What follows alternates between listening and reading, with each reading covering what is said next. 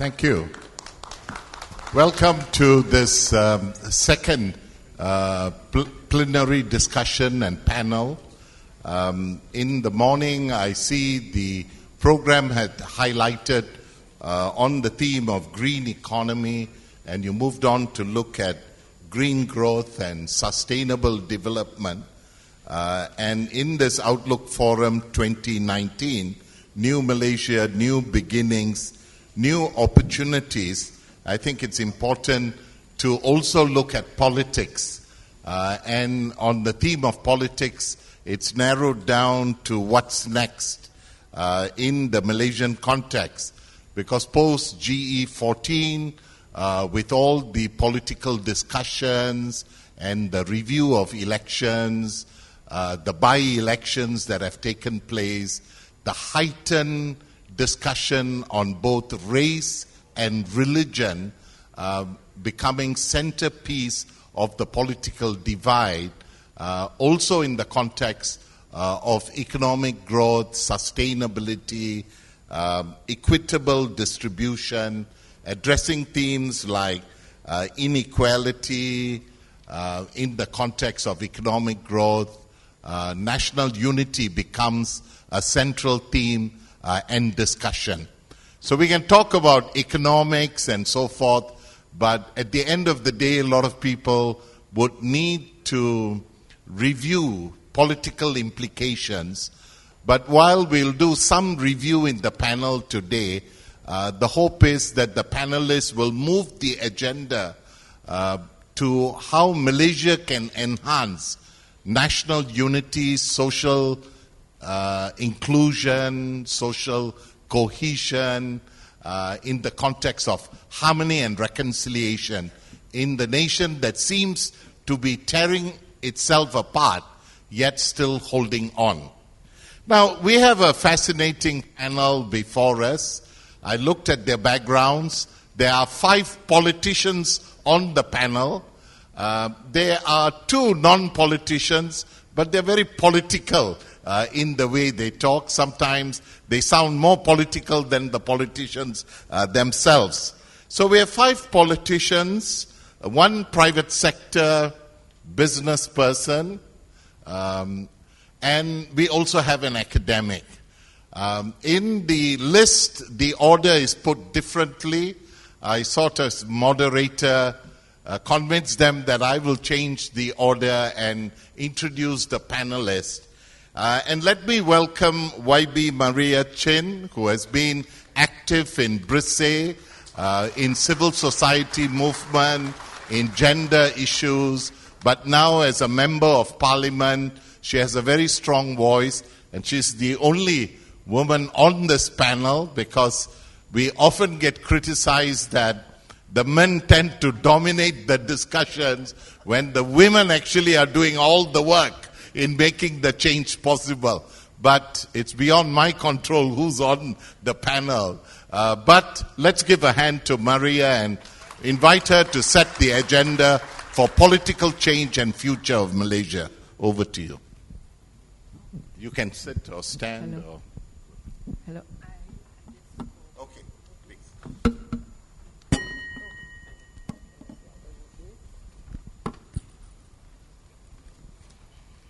Assalamualaikum dan salam sejahtera.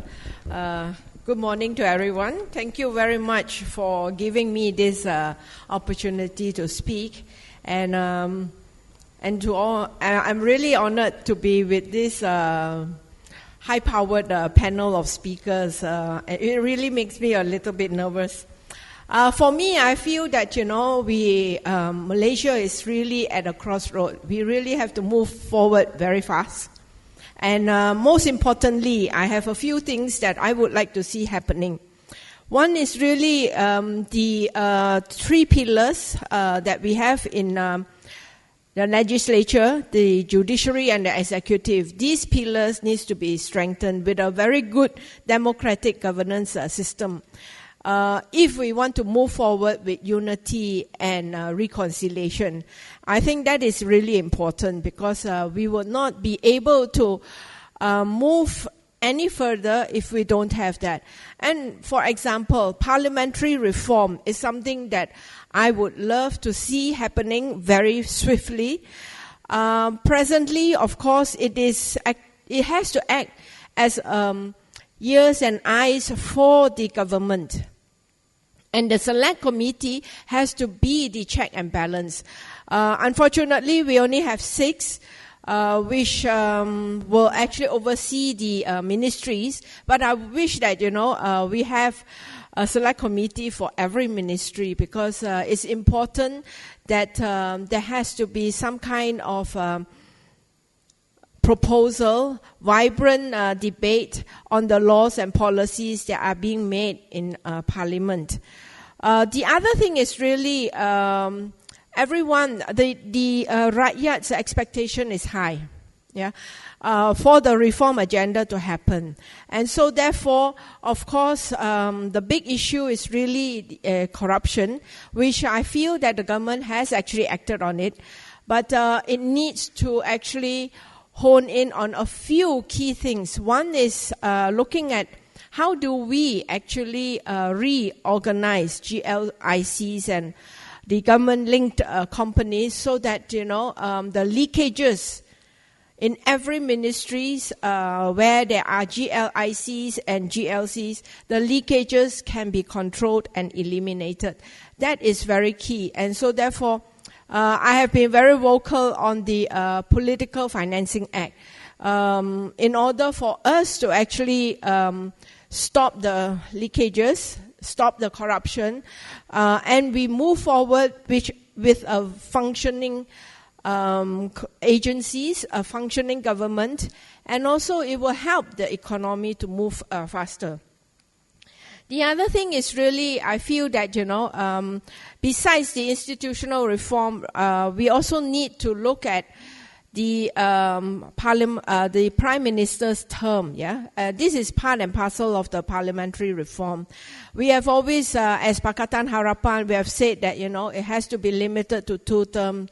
Let us keep that promise, because it's very important that we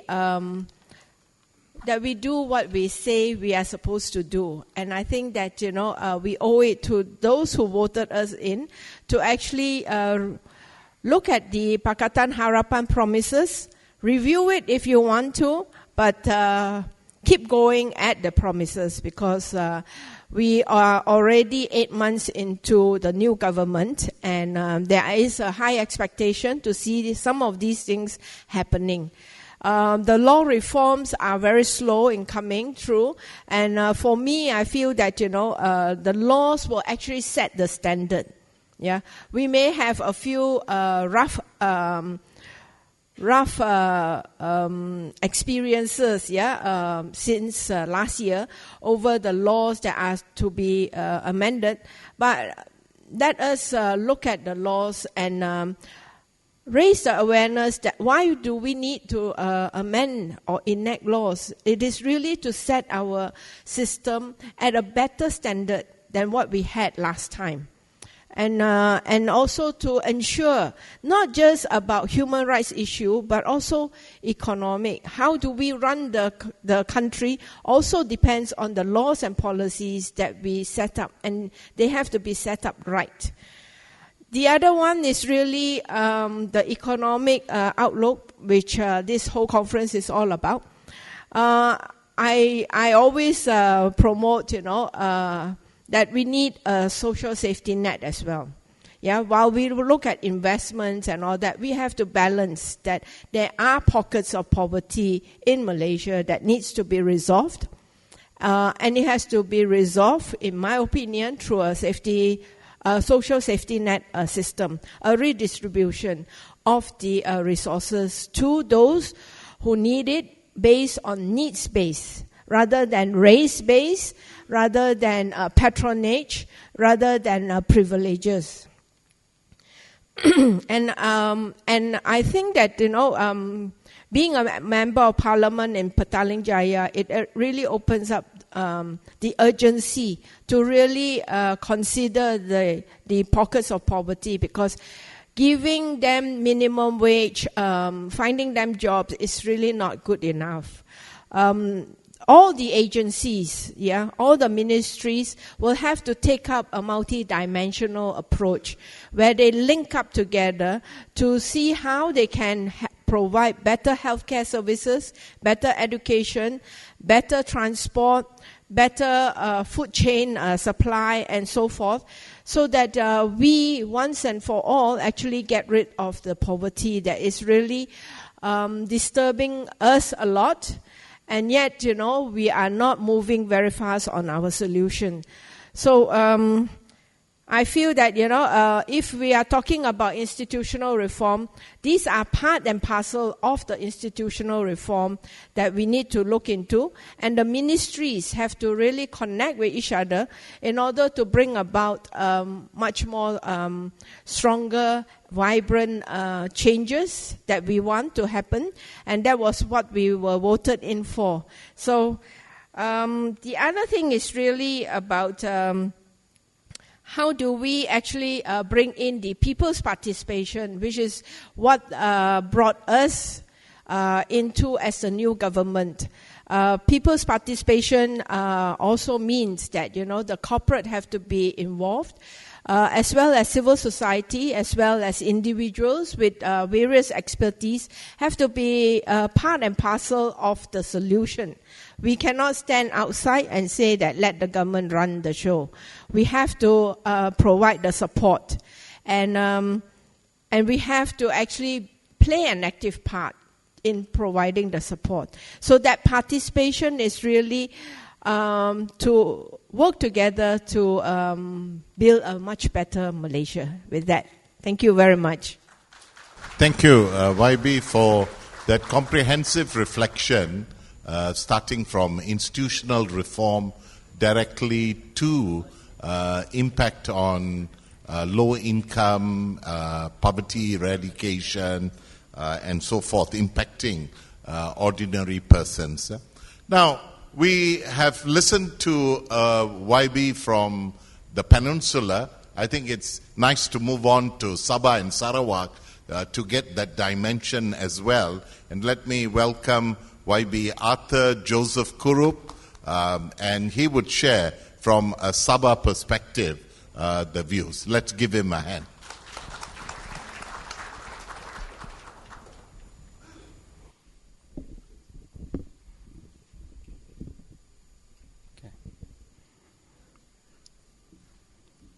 Thank you, Dato Dr. Dennison. Good morning, ladies and gentlemen, members of the panel, distinguished members of the audience. I'd like to start with the premise that after the 14th GE, people's expectations were very high. And you could feel that euphoria in the air. The euphoria that Malaysians felt was almost the same as how America felt after Barack Obama was elected, and almost the same after Emmanuel Macron was elected in France. But then we got to ask ourselves, how did America get from Barack Obama to Trump? How did France get from Emmanuel and into having street riots in Paris less than a year after he was elected? In Malaysia, we had massive street demonstrations within months of the new government being elected. So as a nation, we need to thread forward carefully, because what we see now happening here, we've already seen happen in other countries who also had the same euphoria they had when they thought they had a huge change. There are three pools happening right now in the opposite direction. Here in Semenanjung, we see the majority Bumiputra group beginning to feel marginalized. Whether that is true, well, that is actually subject to debate and also the perception that's being put forward. In my state, East Malaysia, we see a greater demand for economic and also political autonomy. Recently, we saw the Warisan government refusing to be part of the National Pakatan Harapan coalition. And at the same time, we also see the National PH coalition refusing to accept any local state-based parties from Sabah and also Sarawak, for fear that the West Malaysian parties who are trying to make inroads into West Malaysian states, it might actually decrease their chances of doing so. So this has resulted in East Malaysian parties having to drum up more anti-West Malaysian sentiments in order to hold their political base. Now this in turn puts the West Malaysian parties in a great dilemma because they are trying to make inroads. That is on the political front. On the economic front, however, we see that the new federal government has also not delivered on any of its promises to the East Malaysian states. It has not amended the constitution in order to return the original status of Sabah and Sarawak. We are not one of the 13 states. We are on the same par as Tanah Melayu or Semenanjung Malaysia. We have not taken any concrete steps to increase oil royalties back to the major oil-producing states, which are Sabah and Sarawak. And we now see the Federal Finance Ministry in a war of words with the Sarawak government over money, bickering over finances. This will only unite the East Malaysian parties against the West Malaysian parties. And again, East Malaysian parties will see this as the perfect opportunity to again drum up anti-West Malaysian party sentiments because they feel shortchanged by the new government. So, ladies and gentlemen, this is not good for national unity. We often speak about unity in the context of race and religion, but I often talk about unity in the context of regional unity. Unity between East Malaysia and also West Malaysia, which is equally important. Having said that, though, Sabah and Sarawak also have their slight variations. Sarawakians, we see, have always been behind their local state-based parties led by PBB. Sabah is unique, however, because Sabah has been the only state in Malaysia which has changed government so many times.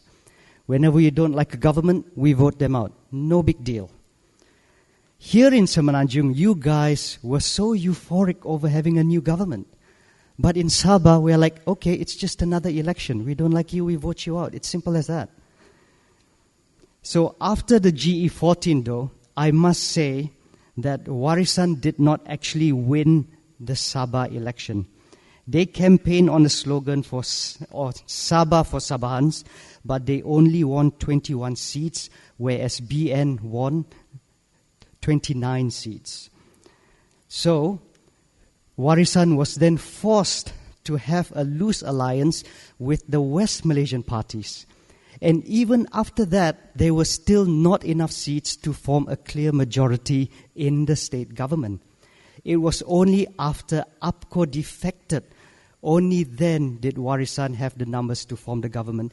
And that's why Sabahans now feel marginalized, because they are being led by a government which actually did not win the election. A government which was formed by defection a day after the BN government actually took its oath.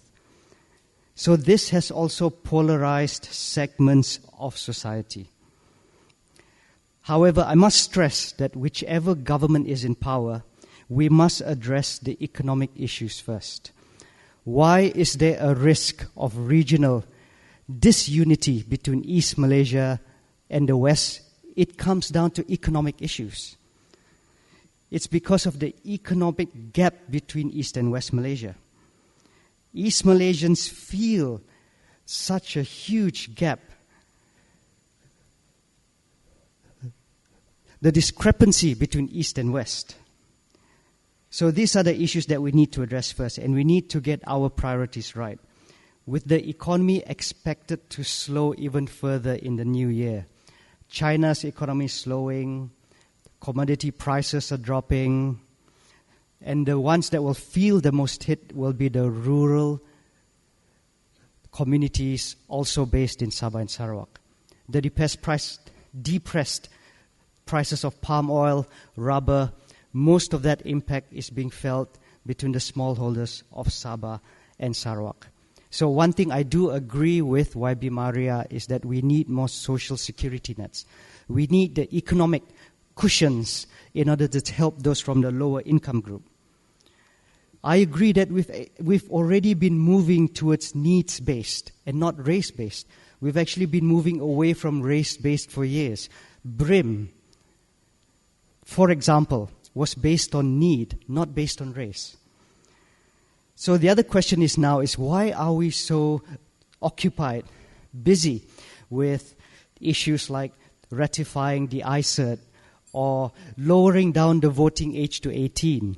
I'm not saying these are bad ideas. As a progressive nation, we will eventually have to move towards that direction. But we need to get our priorities right first.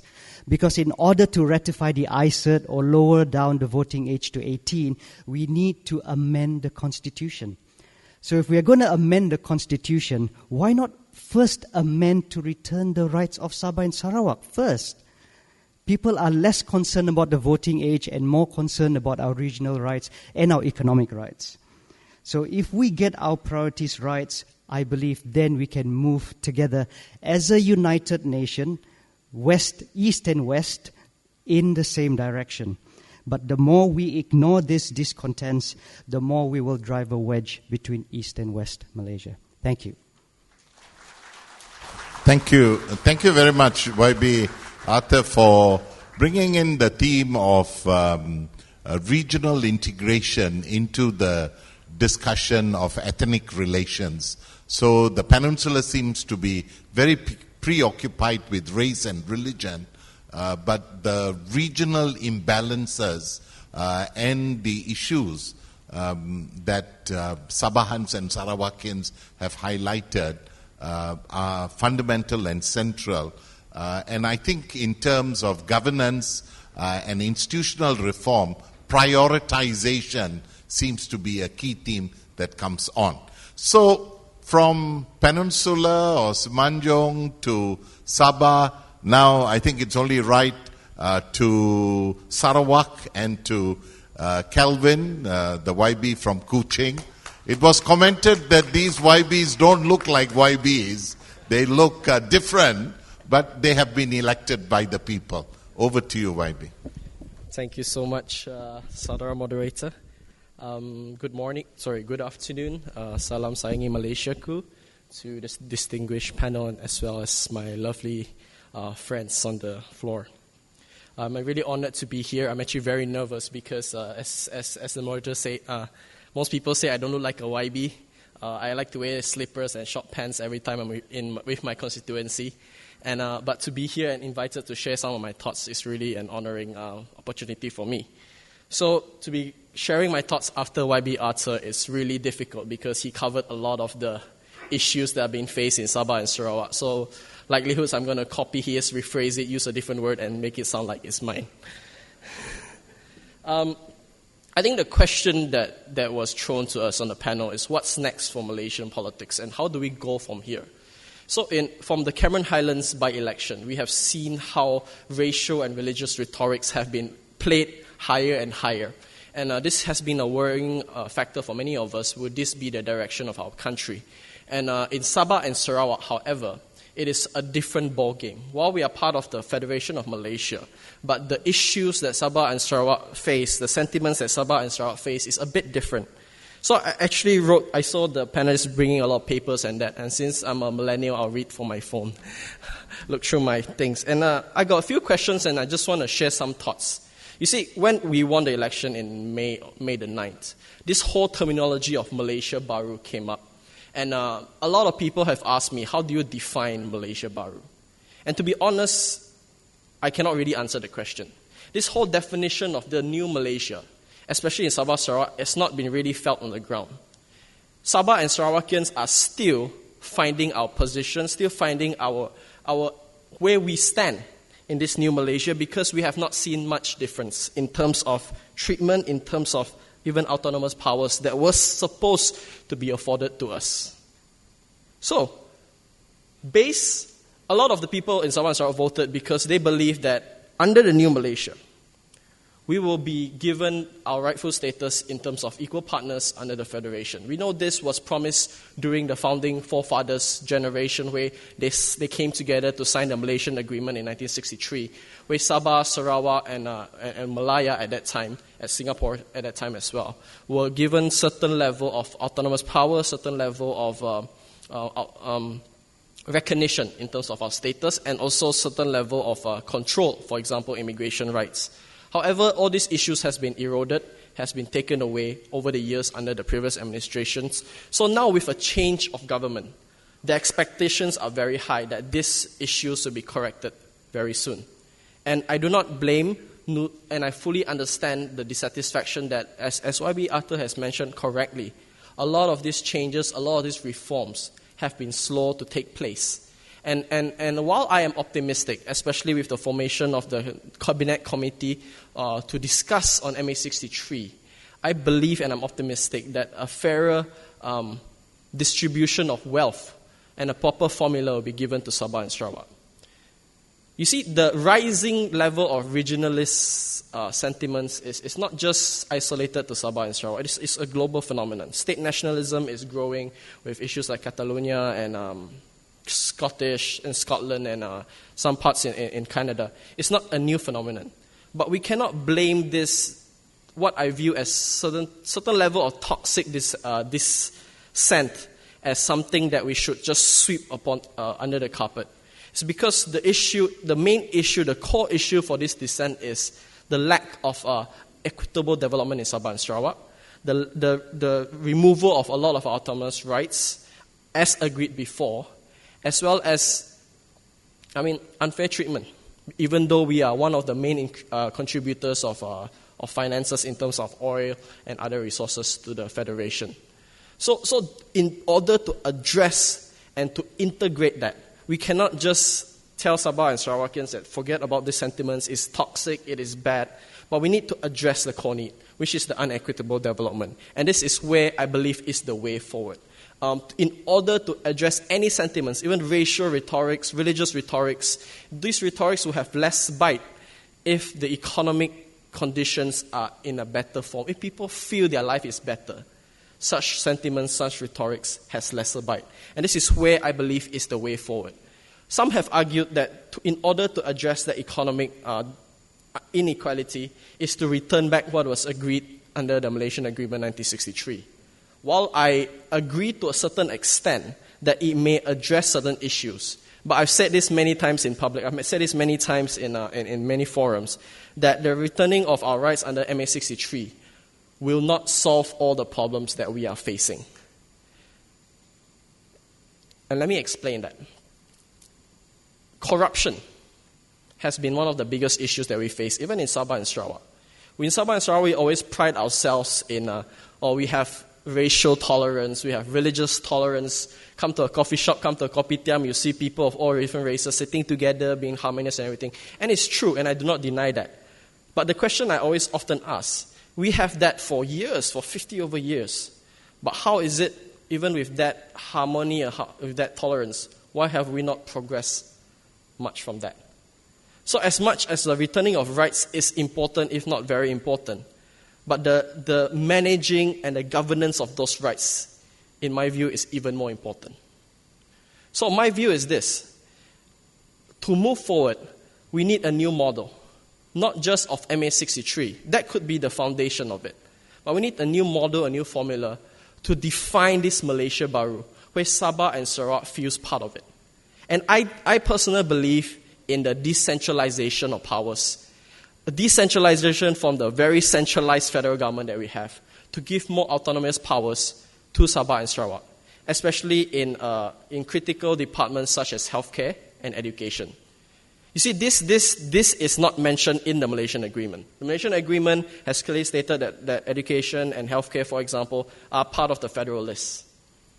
But in order for me to progress, and for Sabah and Sarawak to make certain decisions, especially, the perception is Sabah, a lot of high decisions had to be made hundreds of miles away, 100 kilometers away in Putrajaya, that might not have very good local implementation, very good effectiveness on the ground in Sabah and Sarawak, which is a very different demographic altogether. So by decentralizing these powers to Sabah and Sarawak, this may solve a certain issue, decrease bureaucracy, number one, and the local leaders may know what is needed for Sabah and Sarawak in terms of the sentiments, the ground needs, and everything. Then the question is the UK model the model that we are to follow? We know, okay, let me round up. So we know that, for example, Scotland, they have certain autonomous powers. They have autonomy in taxation, income tax and everything. They have autonomy in healthcare and education as well. However, with that autonomy, they need to take the fiscal responsibility to run those departments. So is that the model that Malaysia wants to follow? Is that the model that is good moving forward? Again, the only way forward for us as a nation is to really define what Malaysia Baru is needed. And Malaysia Baru is not just what is in Peninsula, but there is a whole another ground and sentiment that we have to address, which is the East Malaysia side. So, the only way we can define a proper and equitable new Malaysia is when Sabah and Sarawakians actually feel belong in our land. When the core issues of development, proper allocations, and rightful standing is addressed. And of course, I hope to see a Prime Minister coming from East Malaysia soon. Thank you so much. Thank you. Thank you, YB, for being frank and honest in your reflections as how Arthur and Maria were. And I think the theme of a new model, governance model in the context of institutional reform, in the context of contesting interests and rights, context of regionalism, I think is central. I think your question on decentralization and greater autonomy in contrast to a very centralized Putra Jaya approach is, I think, something that needs further discussion along these lines. Now, let me welcome YB Senator Dato Sri T. Kian Ke.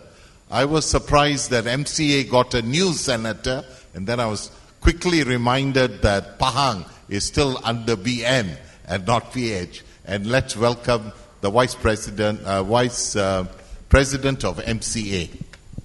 Let's give him a hand. Thank you. Thank you so much for giving me this opportunity to speak. First and foremost, I'm not speaking as a politician. I never trust politicians. So I don't want to sugarcoat my words. But I think the Malaysian expectations are so high. Everybody was listening to everybody. But basically, I always caution before the change of government. Personally, I think any change is good. Any change should be for the better. The change of the government to reform our institution, to change the politicking, the politicians' political culture, etc., is good. But we make a mistake of not putting Pakatan to work harder, to tell us what exactly they are promising us, and not just bluffing us or bluffing through. And we come to a stage whereby we could have avoided this confusion, where there is two Ministry of Finance, where people do not understand or do not know what is happening in the cabinet. The cabinet seems to be not able, is not working, etc. I'm not here to score political points. But basically, when I say the new Malaysia, better or worse, doom or boom, the people here, I'm very happy to speak. This is an opportunity. In the past, people don't want to invite us because we are with the government. Now I'm with the opposition, and I hope to speak more. And I think we must be truthful to ourselves first. Firstly, don't trust politicians. And don't trust politicians who camouflage themselves as civil rights movement. So ultimately, we must be clear to ourselves, Malaysia is a very complicated country. We are among people of the same page. But unfortunately, MCA had warned before that we have warned that we are moving towards a bipolar racial politics. And today, the divide is very clear. The Cameron Highland by-election shows we have a lot of work to do. We want reform. Unfortunately, people like Tian, Chua, etc., is not in the cabinet. I think the reformists should be represented, but we are seeing what we are seeing, New Malaysia, nothing new. The parts are all old, recycled parts, and we are even going back to an old model. And basically, something is wrong. This is not what the people voted for. And I'm coming back. I'm very concerned. MCA, actually, we had put forward reform earlier. But the political view is not there.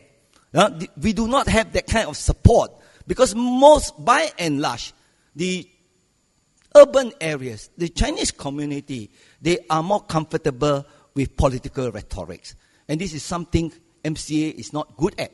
But we were concerned because when MCA was formed with UPNO, the understanding, this hearsay, and then, I don't know, I'm a lawyer, but we say don't believe in hearsay, but sometimes hearsay is the truth.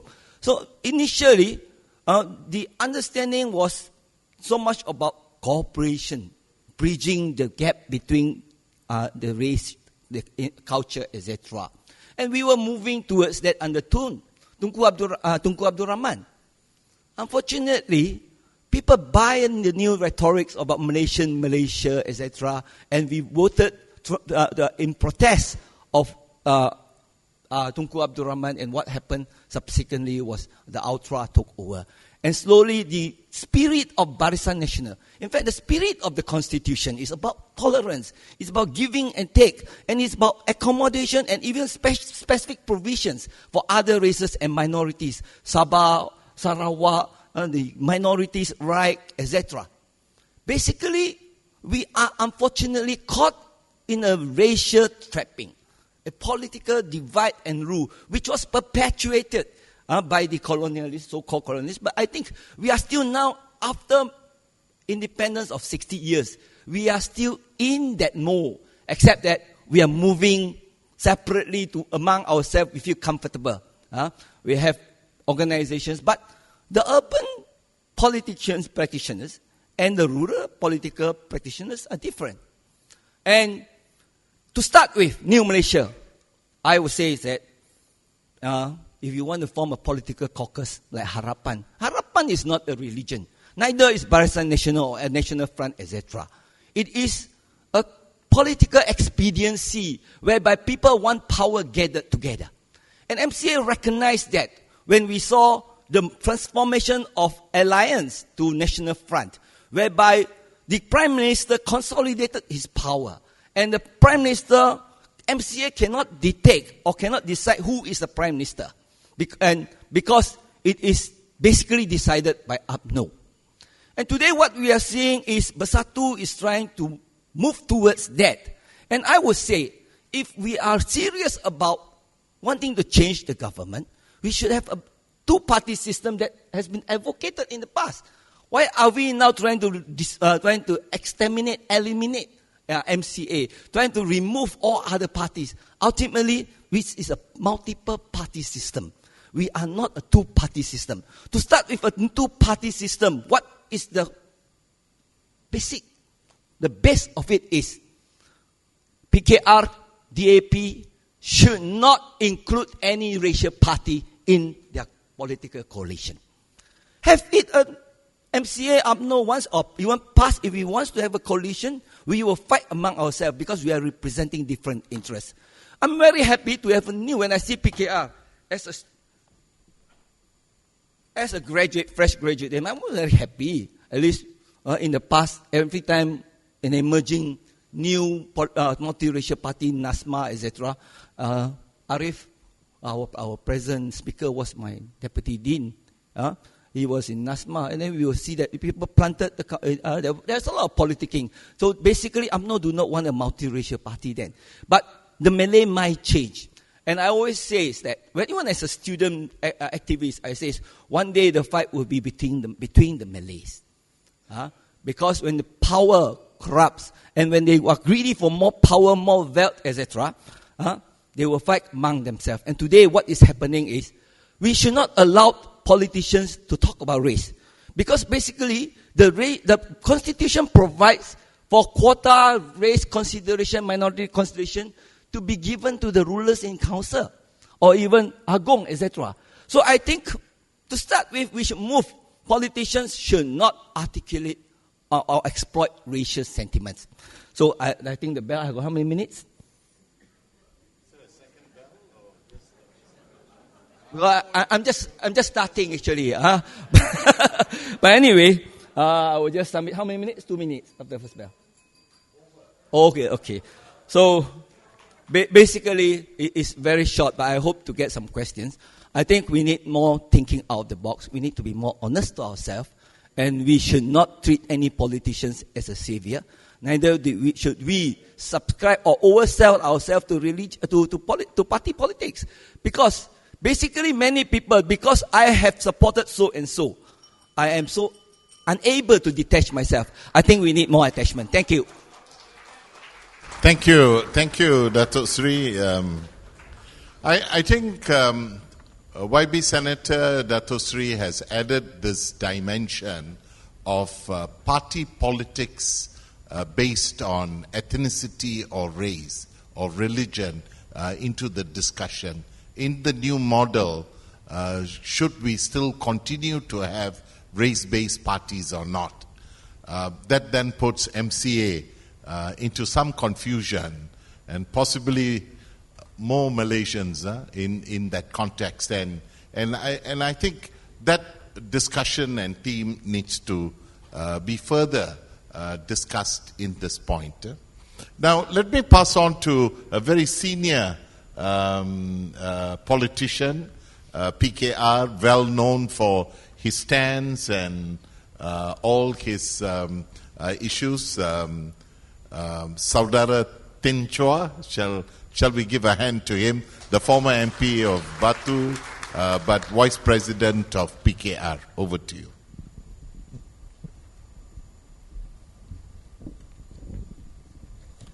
Thank you. Thank you, the moderator, Saudara Dennison, and all the distinguished panel, friends and ladies and gentlemen. It's my honor that I get to share this panel. I have to be very quick, because 7 minutes. First of all, as I was described, and I'm ex-MP, so I can give a bit of distance from the ruling government, and I can also speak a bit more critical and analytical. I just want to first say this.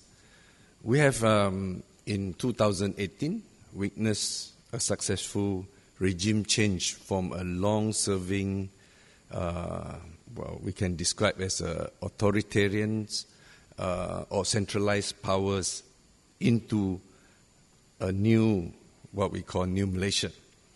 And that is the biggest event that happened in 2018.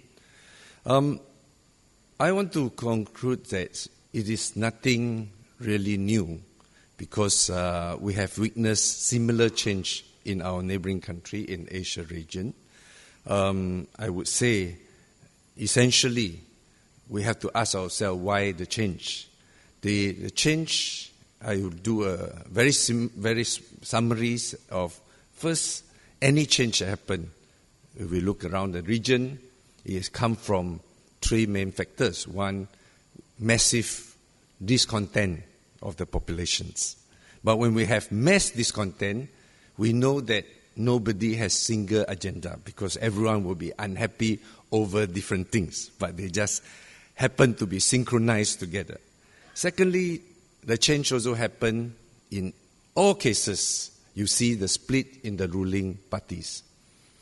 And thirdly, in fact, that make a lot of people feel that the change is no change, is because the challenges and the replacement are always conservative challenges, be it in Aung San Suu Kyi's case, or in Megawati's case, or in Malaysia's case. The regime change actually was normally led by a conservative challengers. And that gives us certain stabilities that we see. For me, there's no surprise that there will be change of government. What surprised us, in fact, is how peaceful it was. And there was a total surrender by the establishment to the new regime without resistance, without strong fight to defend the old system. And in fact, I sometimes will disagree with my colleague, which keeps saying that we are facing civil service sabotage, we are facing sabotage from the old system. I would say that we have to say it's not true. There's no reason for sabotage when they have no commitment to the old system. So we have to look for some other explanations why certain dysfunctioning of the new administrations. Having said that, what is new really? What has been brought to by the new elections was the breaking out of the old political monopoly. These monopolies that has been accumulated in groups of ruling elites for a long time, and we have seen it have broken out. But what have not changed, which Arthur and my colleagues from East Malaysia, is something that we must recognize. Society don't structure and restructure overnight. The shift is very small. Cameron Highlands is doomed not to win because if you look through all constituency, no change of support has gone beyond 3%. Right? All the change of electoral swinging side is about 3%. So Camerons, we could not swing more than 3% within 6 months of the government. Basically, people vote according to what they used to vote, generally. So what it is the new landscape looked pretty much familiar after May 2018. Since independence, we see there is a east-west divide, which normally people say the West Malaysian and the East Malaysian. If we look at the new government, after the massive change that everyone got a shock, we see very much the same since independence. The East Coast, which has always feel uncomfortable with the Malayan, always a little bit xenophobic, less cosmopolitan, they voted for an opposition to the ruling coalitions in the West. We see that the Eastern Malaysia continue to be dominated by regional parties that they rule. So that's what the new government must also recognize. We cannot hope that by having rhetorics of national unities, we can convince everybody that they will join us. We have to accept that divide will continue to persist because of the societal suspicious. It's nothing to do with whether it's Mahathir or Anwar or Tian Chua or whoever, because that is the structure of our political outlooks. And that's why it makes it looks new, but it's pretty much, the divides pretty much retained. Therefore, what we have seen is not so surprising, because the new scenario that what I would say is this. I would like to make it a very simple summary. First, among the ruling coalitions, we have seen a bit of a lack of, or maybe some people who are critical would say, a serious lack of cohesiveness in policy formations and communication. No doubt, there's strong commitments of all the component parties to stay together. But since, for a long period of time, all the component parties has been addressing to respective constituency, rather than trying to address to the same common audience, and that caused certain disjointment and certain appear to be haphazards as well as incohesiveness in policy making. Secondly, we also have to recognize that we have very fragmented opposition, which for a long time we will not get constructive engagement from the opposition. And we will also see constantly the opposition's facing is not so much trying to provide new solution to the government, but we see active seeking of realignment of the opposition, because the opposition are not used to sitting at the bench over that side. They are trying to say, somehow we want to share powers, which we have to recognize. We have to get used to it. And you will see people changing side constantly. And also we have to accept that there will be increased rhetoric of populists. And this populist talk is not the cause. It is just a symptom. And we're trying to cut populist rhetoric and talk in the name of preserving national unity. We are only addressing the symptom, not addressing the cause. And we have to accept. In the new Malaysia, when freedom of speech have to be upheld, we have to allow ourselves to be irritated by those populist talks, and we have to be tolerant to this. What can the new government can offer? It is what I will say, very simple. I'll try to get very short. I think the new government is offering something that surprisingly to me is stability.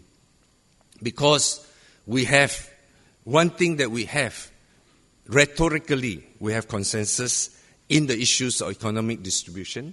We have consensus in the issues of ethnic relations.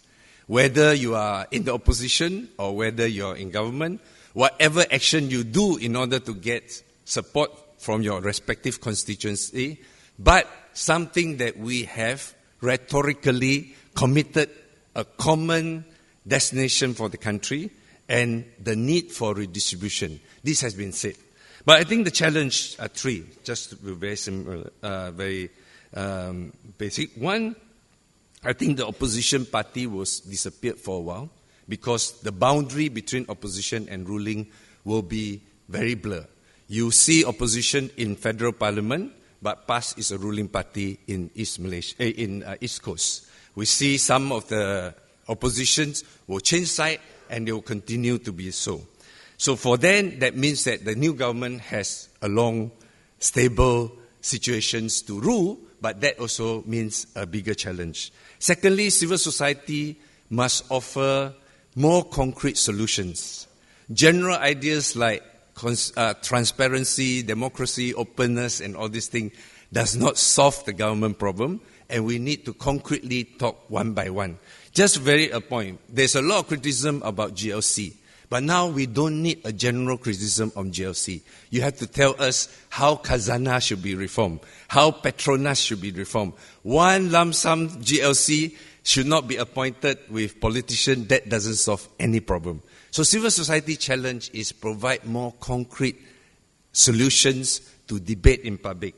Lastly, for the new government, it is a challenge for us to develop a more consistent policies in the formations of this democratic new Malaysia, and should not be overly obsessed with trying to resolve the debt and balance of budgets, but in fact to offer effective reforms to ensure that we can see sustainable and sustainable growth for our economy. Thank you very much. Thank you, YB. I think your presentation brought clearly the reality of politics, whether it's East Coast politics or East Malaysia politics, the reality of politics, and the need for solution-driven, more directive public policy coherence in its framework. Folks, we have listened to politicians speak. Someone said, don't trust politicians. So we're not sure of it. We've got two final speakers before we open up.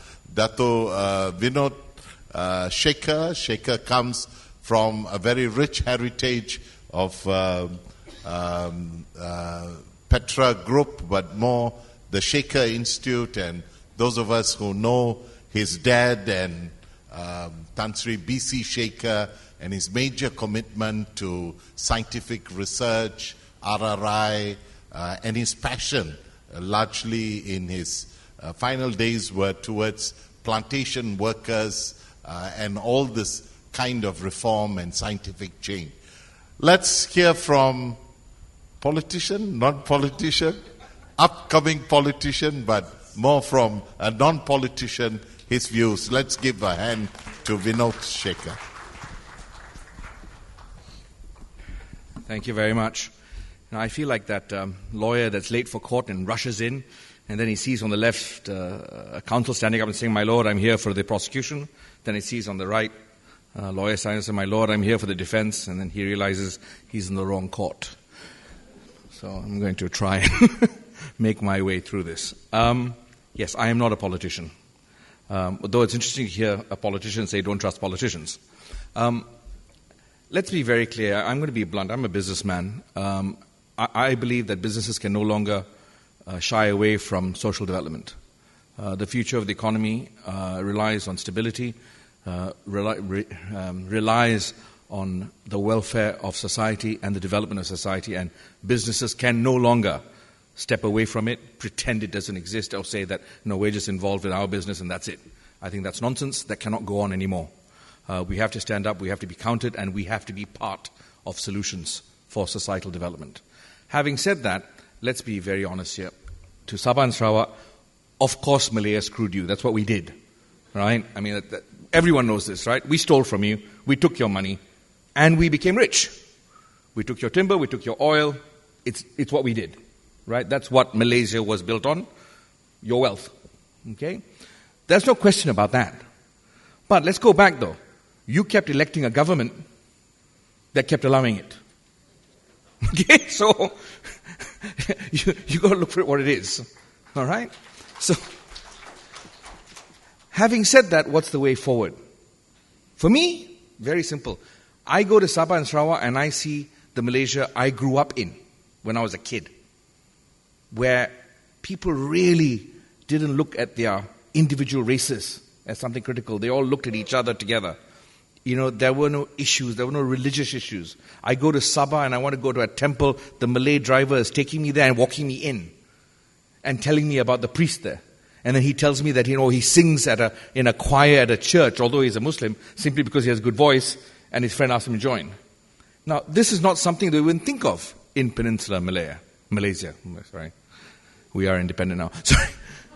Malaysia. Okay? So there are things about Sabah and Sarawak that we need to hold on. My fear is the virus that has perpetuated through Peninsular Malaysia is seeping into Sabah and Sarawak. And that scares me. Because what I would like to see is a Sabahan or Sarawakian becoming the Prime Minister of Malaysia one day. Because that would enhance our country and our society. But then that takes another challenge. We need you to start becoming part of national solutions. We need Sabahan and Sarawakians to want to be part of the national government for national development. And that's the challenge, right? Because you guys need to take care of the rights of Sabah and Sarawak. And a lot of the best politicians are looking at that. And a very few of them are coming over to see it out. Let's look at the Malaysian problem. And let's try to solve the Malaysian problem. I'm not saying I know the solution, because Senator Tan was very, very, very right. Malaysia is a complex country. It really is complex. I mean, to want to run this country, you must be mad out of your mind. It'll drive you crazy within a day. But it is a formidable nation. We are the only multiracial, multilingual, multi-ethnic, multi-religious nation in the world that doesn't just live together, but thrives together. We have everything. We are God's country. Timber, palm oil, rubber, petroleum, gas. I mean, everything's been given to us. An educated society. Okay, our education system is a bit screwed right now. We can get back slowly. But we have it all. How dare we screw it up? And we have screwed it up. Okay? Someone came up to me and said, Vinod, you've been supporting the opposition for 20 years. You've been a businessman that's taken all the hits for the opposition. But now you support Tun Mahathir, as Prime Minister. And you've attacked Tun Mahathir before. You're Dato Sri Anwar Ibrahim's friend. How can you suddenly turn around and suddenly say this is okay? Okay, let me try explain this situation again, because first, you can't get everything you want. Society seems to think that politicians must be everything they want, that a good leader is everything they want. To get everything you want, that person that you're supporting must be either schizophrenic or bipolar. All right? He's short, fat, thin, tall, white, blonde hair, black hair, and a combination of Hindu, Islam, and Christian. All in one. It ain't going to happen.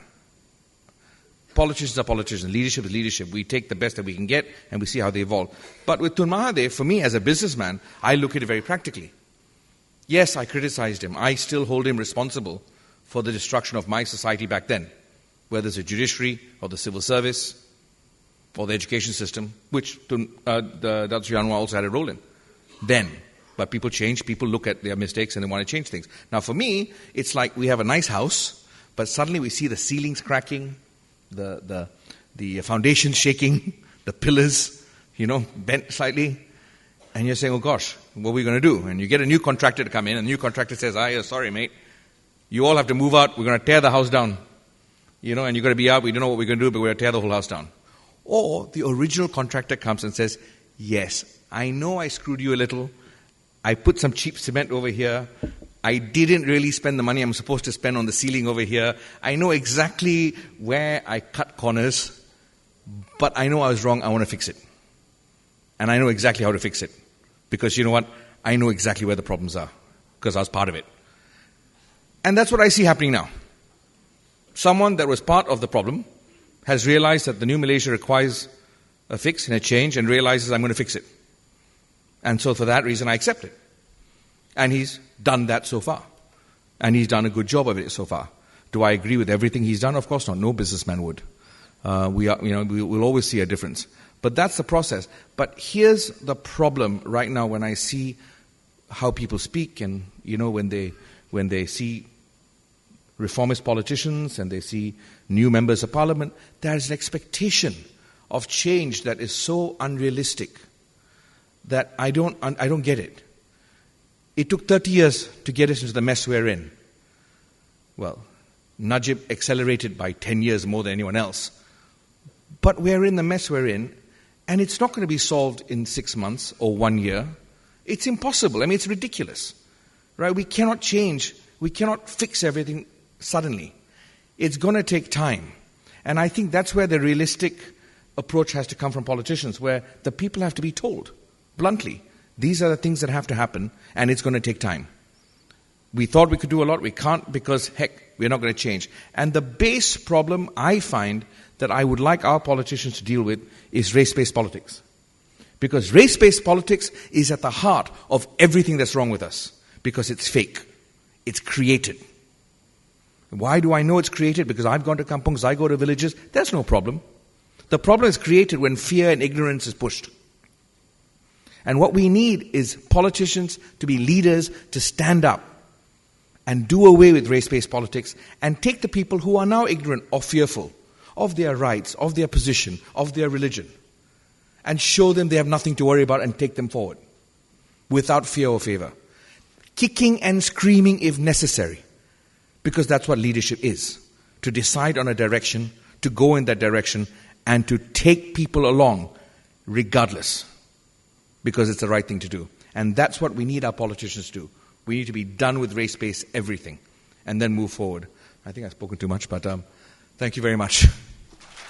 Thank you. Thank you, Dato, for your views and reflections. I think you have brought centering home that the model of Sabah and Sarawak is something we really need to study and see its model in the context of openness and return to the roots of it. You reminded us in the context of race and ensuring that leadership moves beyond that, but contrary to what's happening now.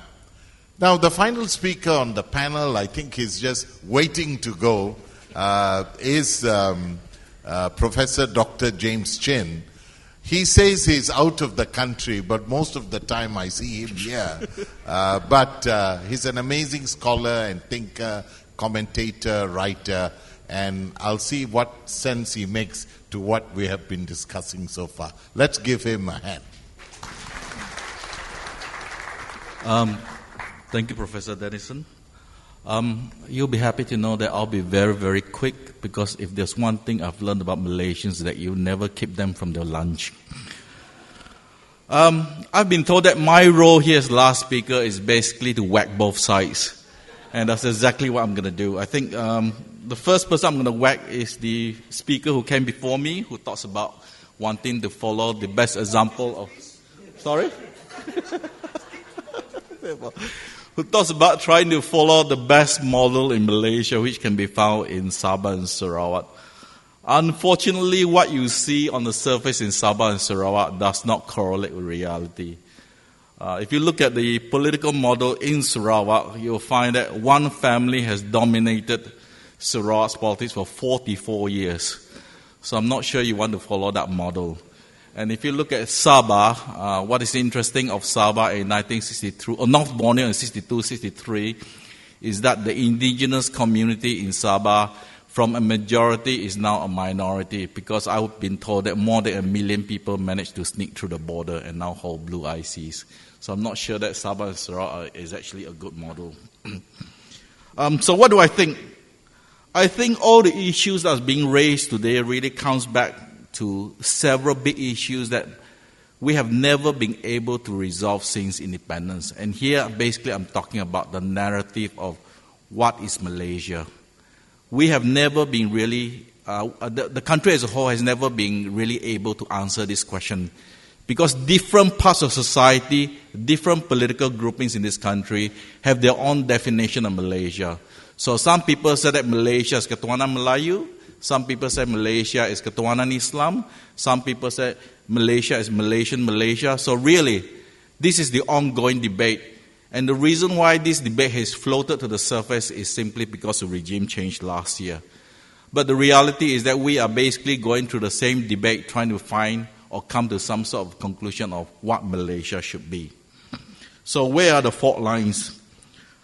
I think part of the problem we face in Malaysia is that in terms of the class here, what I see in the last 50 years is a concentration of resources up to the top 1%. So it is really interesting that the people who call for reforms are also coming from the top 1%, but it's just different groups of factions within the top 1% asking for reforms. So I'm not sure how serious we should take that. But in terms of the challenging facing Malaysia going forward, I think you really can't run away from the politics in this country. And obviously, when you talk about the key challenges, the first one that comes to mind, of course, is the numbers game in the Pakatan Harapan government. It is quite clear that the third smallest party in Pakatan Harapan is calling the shots. I used to joke with my friends that, if you want to be a minister, you have the best chance with Amanah, because more than 50% of the MPs ended up as ministers. So with Bersatu, same thing. High percentage of the MPs are actually in government now. So in terms of numbers game, we know that Bersatu is really trying to increase the numbers, because at the present moment, DAP and PKR have more than 90 MPs, and Bersatu finds it difficult to maneuver. So a lot of the background movements you're seeing now is essentially Bersatu trying to increase the numbers. I think the other thing that's going on is that a lot of people are very worried about the movement between UMNO and PAS. It seems on paper or with the recent by-election results that the momentum is with this cooperation between UMNO and PAS. If the current leadership of UMNO and PAS thinks that they can actually swing the Malay electorate, I'm talking about the rural Malay electorate, basically they don't care about the urban areas, because they know that the urban areas will stay with Pakatan for the next election. If they think that they can swing the rural electorate, I would suggest to you that you will have a major reconfiguration of Malay politics, because everything will move to right-wing politics. And I think that's not good for this country. In terms of the immediate future, I think another big challenge, again in the realm of real politics, is the upcoming Sarawak state election. I think whether you like it or not, that is the thing at the back of everyone's mind. Because one of the things that everyone is worried about is that we do not want Sabah and Sarawak or Sabahans and Sarawakians, they're finding ideas. Now, you both heard from our MPs from Sabah and Sarawak talking about the importance of autonomy, MS63, and related issues. I think if it is not handled carefully, this will have major repercussions for federal-state relations in the coming years. One of the important things that need to be understood is that whatever deal or whatever new forms of federal-state relationship that the present federal committee will come up with, right? One of the big problems they have is that they have to sell this deal among the states in Malaya. Don't forget, in terms of state identity, places like Kelantan and Johor also have very strong state identity. So if you offer any special deals to Sabah and Sarawak, you have to sell it to the people of Johor and the people of Kelantan. The final big issue, I think, which is at the back of everybody's mind, of course, is the handover date. This was promised before the election. I think a lot of people expect Dr. Mahathir to step down. The issue is being, well, how should I put it? It's actually quite confusing now because some of the key players are having second thoughts. And I think one of the reasons they're having second thoughts is that increasingly there's a fear among certain sections of the Pakatan government that, it will be very, very difficult to face the next general election with Dr. Mahathir. But the reality is that you have to deal with this handover, whether you like it or not. And I would suggest that it is better to set a date rather than leave it open. Because what happens is that in the Malaysian political system, you can only have one prime minister at one time. There is no such thing as prime minister in waiting. This is all a media invention. Thank you very much. Thank you. Thank you for pointing out some of the hard realities of politics in Malaysian society. I'm just checking with the organizers. My time says it's up, but are we willing to give participants some time to ask difficult questions to the MPs as well as the non-MPs? Can we take 15 minutes? Is that all right? Tan Sri Michael says yes. Can we have a string of questions? Hands up. Yes, I see two questions, two hands. Yes, kindly proceed. Kindly proceed to the mic and introduce yourself. Thank you. Identify yourself and then raise the question, please. Distinguished panels, most of them are my friends. But I'm in my 7th series, so I've seen many general elections. The last being the by-election in Cameron Highland. Everybody expected Pakatan to win. But when Mahathir was there, the people thought that Mahathir was still in UMNO. So vote in the end. So we were very disappointed. Anyway. But that was not the issue. But many issues were raised in Cameron Highland when I was there for a couple of days. It was still based on race issues, which I personally, I don't like it. Because I'm half Malay, half Chinese. But then this forum is very important. The title says Malaysia Economic Strategic Outlook Forum. So it all depends on stability of this country. We cannot achieve stability unless we are united, as Chua said. He's one of the advocate of unity, and I'm too. So the point I want to stress that we are talking about New Malaysia. What actually is New Malaysia? New Malaysia to most of us is equality. But in this country, there can never be equality. We have to admit it. Okay? This is not Malaysia, this is not Malay country or Indian country or Chinese country. No, this is Malaysia. It belongs to all of us. But the fact is that our political system doesn't allow that. I always advocate that Malaysia should have a two-party system. But it never happened. Maybe after I've gone, maybe they think that the modern generation... Could we be brief? Could we be brief, specific to a question? One comment? Okay, the only comment is on the question of course, there are two-party system. Okay? But the comment that I would like to put across the panel is the question of subsidy. For how long can any Malaysian group here, Malaysian and all that, depend on subsidy? The educated Malays, they don't like subsidy, I'm sure. Among us, no. But only the rural community of the Malays, they depend on subsidies. And government has to do something about it. Thank you. Thank you very much. Can we have the second person? Anyone else with hands up? Yes, okay. Yes, sir. Thank you, Dennison. Congratulations on the panel. My name's Andrew Golodzinowski. I'm the High Commissioner of Australia to Malaysia.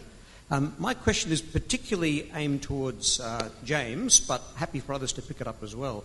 And I mention James because he's the only person that, to my knowledge, personal knowledge, actually predicted the outcome of the last election. But James, whenever you speak, you're always very interesting to listen to, but I'm always a little bit depressed as a result. The question I have for you is, what is it that makes you optimistic about Malaysia Baru? And happy for others to join in. Okay, thank you very much. Yes, yourself. Mark Lovett, been here in Malaysia for 10 years. My wife's Sabahan, so very interested, Arthur, to hear your comments.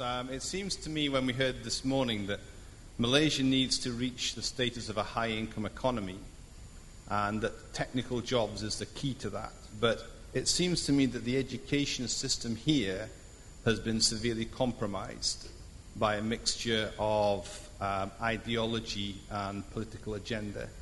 So if Malaysia is to fulfill its potential, it seems to me that that's the underlying primary issue. But I haven't heard it mentioned this morning. So I'd like to ask the panel what is their position on how the government can bring Malaysia up to have an international standard of education for everybody. Thank you. Any other hands? No ladies with any questions? They want the lunch. Okay. Because James... Oh, okay. No brave lady up? Yes.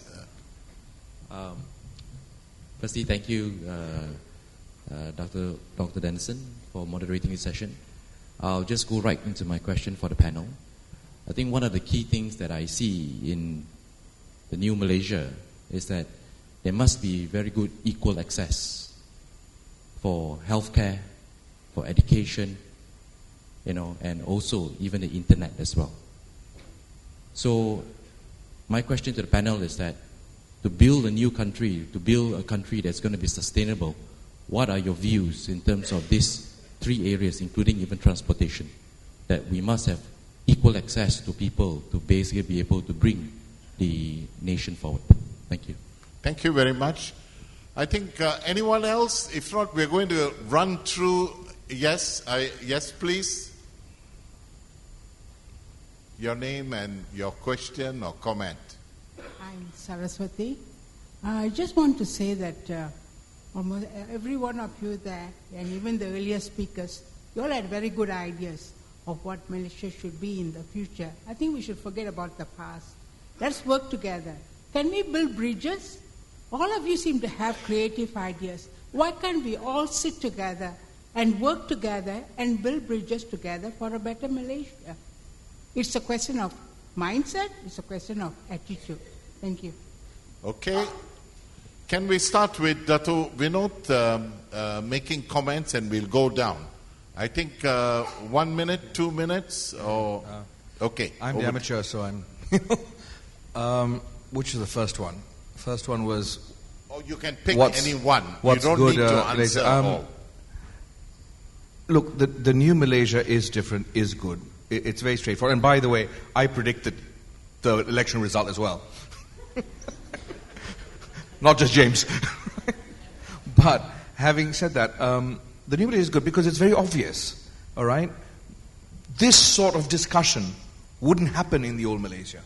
Or rather, businessmen wouldn't stand here, opposition wouldn't be given a place, a seat here in the old Malaysia, right? There would not be the publications, the newspapers, the freedoms in journalism that we now see wouldn't exist in the old Malaysia. It exists now.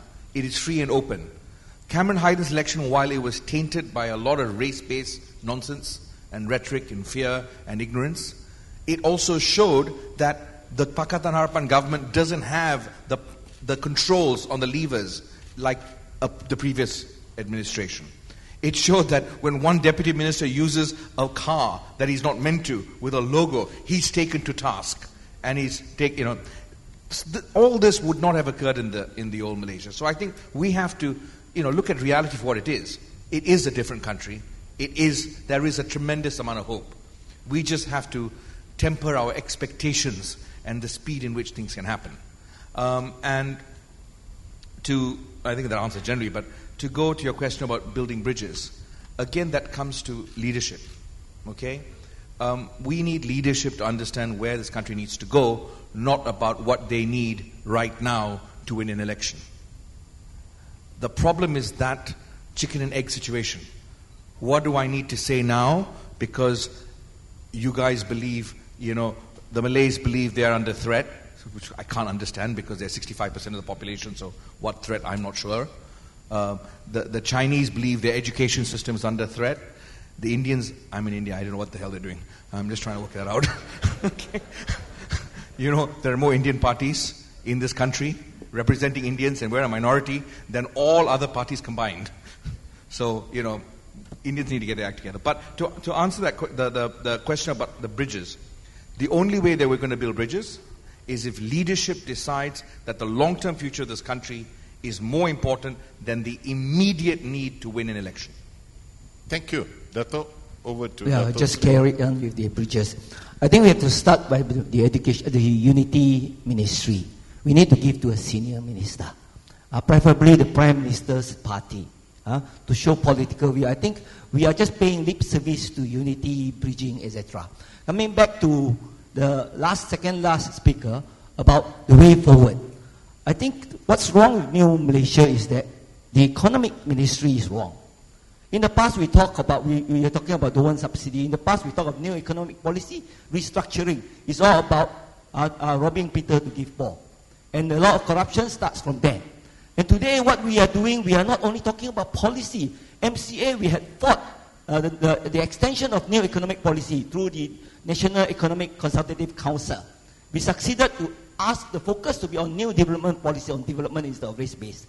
Unfortunately, what happened in New Malaysia today, we do not talk about policy. We put a minister and a ministry to implement affirmative policy in favor of a particular race to enrich them. And that is very, very wrong. I think I will just cut myself short. This is what I want to drive across. We need to have a re-look at this ministry. Something is very wrong in New Malaysia.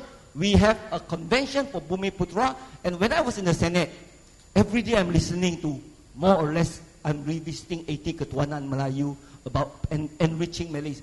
It should not be about enriching Malays. It should be helping the Malays, but and the poor. But helping the Malays does not mean enriching the elitist Malays or Malays in power, like what Rashid advocated in Bersatu. By hook or by crook, we have to feed. It will go back to the old system. It will be another Proton saga. Thank you. Thank you. YB? Hello. Yeah, I just need to respond a little bit about affirmative action.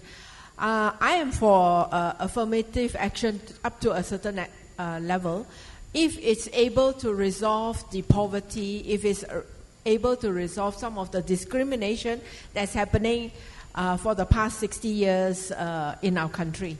So let us distinguish between affirmative action based on needs and affirmative action based on race, which has been dominating us for 60 over years. So that is the direction which I feel that Pakatan Harapan government is taking, looking at needs-based. And I just want to respond a bit more on the education. There has to be definitely a paradigm shift. It's not going to happen overnight. It's not going to happen in the next 5 years either, because we have actually for 60 over years been caught in a situation where we are promoting race-based kind of politics. We are bringing to schools, we are bringing conservative ideas into schools. So that kind of shift needs time. And that is where I'm also feeling that, private sectors, academicians, individuals with expertise can help the Pakatan Harapan government to actually make things better. And to actually improve not just schools, but actually look at our education system as a whole, including the public and private sectors. So there's many things that we can do with our education system, but the paradigm shift has to happen, and it will take us some time. Thank you. Thank you very much. YB? Thank you so much. I just want to address the education thing because it's something close to everybody's heart. I think the Prime Minister, since the beginning, he has said that the whole education system needs a revamp because we are not training our young people for the jobs that is ahead in the next 5 to even 10 years. So coming from the Prime Minister, I believe that that is the priority. And while a lot of people do ridicule certain things that Dr. Mazli have said, but to give him credit, the media has highlighted trivial matters that he has said, but do not highlight a lot of the other reforms that the ministry are actually undertaking. So especially with Dr. Mazli from Bersatu itself and the Prime Minister from that party itself, I believe that the reforms for the education system, I'm optimistic, seeing there are things that they are doing that may take longer time. But the ridicules that people give is all those, what people see as low-lying fruit, but the perception is that's all you're focusing about, but you're not doing the rest. So I don't believe that is true. So that is education itself. What is new in this new Malaysia? A lot of this, as Dr. Vinod just now said, a lot of this conversation, a lot of this discussion would never happen under the previous administration. If you want to talk about Sabah and Sarawak, for example, the special cabinet committee that was formed, this was in the first time in the history that the conversation of returning rights or even more equitable development in Sabah Sarawak is done within a bipartisan, by political committee. Before that, it was one political divide behind closed doors and we have no idea what's being discussed. But now both sides of the opposition, the government is in it, legal minds are inside, academicians are inside. So it's a multifaceted committee to talk about things. So this is, again, a good thing moving forward. Healthcare-wise, I think the healthcare, because healthcare is close to my heart. Healthcare, besides, a lot of the concept is to provide better access to healthcare, is to build more buildings, to build better roads and everything, which is important, do not get me wrong. But one of the issues that the ministry is concentrating on now is to increase the brain power, increase the workforce, doctors, which is lacking in Malaysia. We have a glut of housemanship. We have maybe a little bit sufficient, maybe lack of medical officers, but we have severe lack of specialists. So, for example, the ministry right now, based on the previous budget, they have increased about 200 seats for masters to address that specialist programs. So more specialists, more hospitals can offer more better healthcare, quality healthcare, and also train more younger doctors. So that will hopefully address it, of course, in a more longer term. Thank you so much. Thank you. YB? Thank you, Doctor. With regards to the education system, infrastructure is only one part. Reform is the other part. So I'll be fair to the new minister to give him time. I do see that he's trying hard, so I'll give him time. Now, what is the new Malaysia? Well, frankly speaking, it's really just a new party with the same faces. Most of those in government were actually from the previous BN party, most of them from UMNO. In the federal government and also in my state in Sabah, the chief minister and also his key ministers were all from UMNO. So we talk about wanting to have a two-party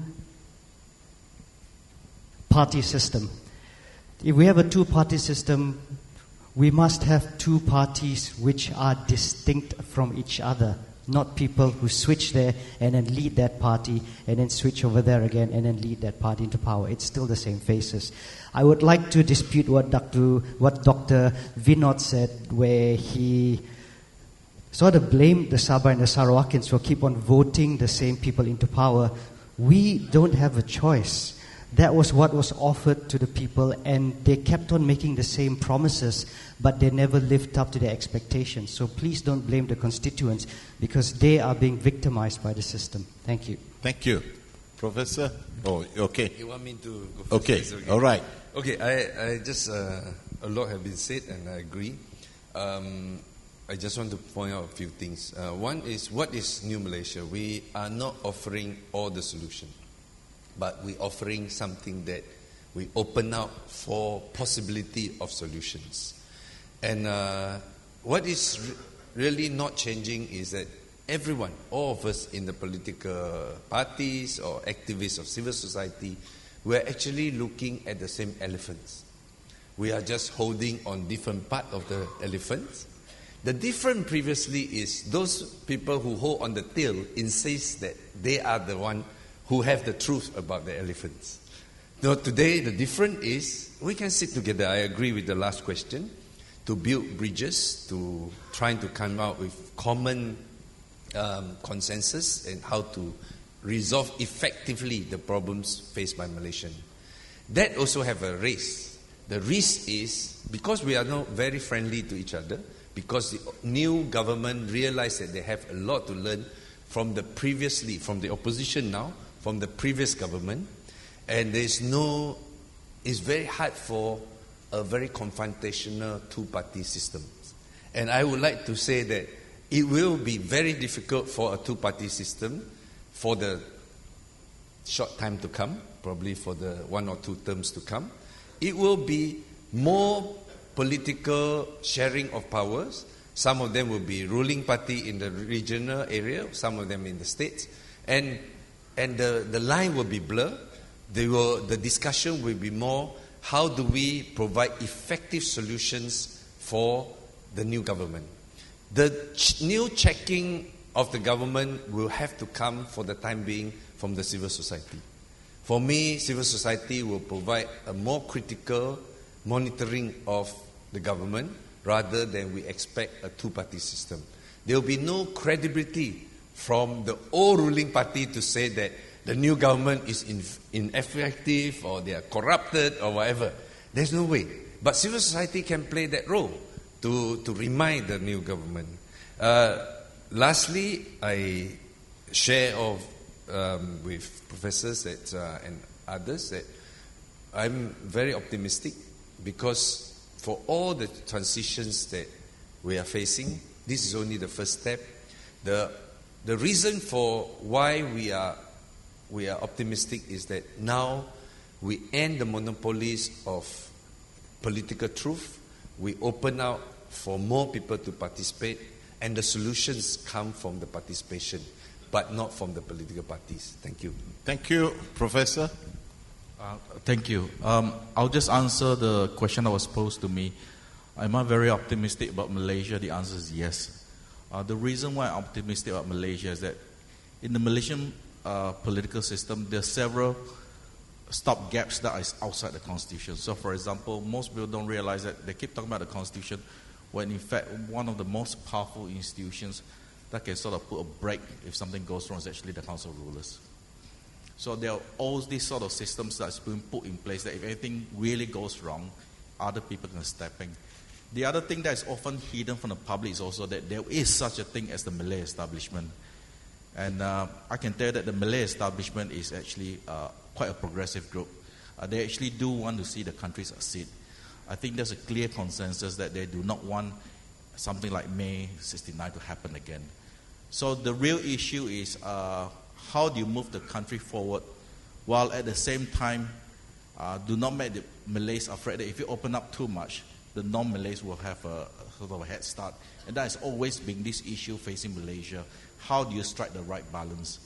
The only big difference between the old debate and the new debate is that since 2008, there's another third leg of this debate, which is the East Malaysia. So since 2008, you've got this additional debate coming on. Where do the East Malaysians sit inside this debate about the narrative about what Malaysia is? So in terms of Malaysia, I know I sound negative, but in fact I'm a very optimistic person. And I think that Malaysia will be successful. All the sort of things that you see, the road bumps, the big debates, the racial stuff, all these things, once you reach a certain stage, the establishment, the rulers will actually come in and calm the situation down. So I won't worry too much about it. So yes, do invest more, buy more properties, and attend more of these sort of conferences. Thank you. Thank you. Thank you very much to the panel. I think we have had a very open and frank discussion. Let me just say a few words in closing. I know we are all hungry and wanting to have lunch. I think it's important for us to recognize the reality of politics, the scale of expectation that the centenary have, and that there is an interrelated connection between economics, environment, social change, political expectation, and so forth.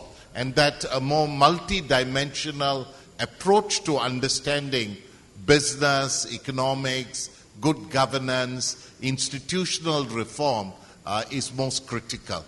I believe, as the panelists have highlighted, there are struggles. It looks complicated, but I'm sure with our input and thoughts, the contestation that takes place helps the discussion to refine itself in a way that we are able to build the new model. Sometimes we seem to be taking a step forward, but at other times 2 steps backward. But it is still steps forward in the new Malaysia.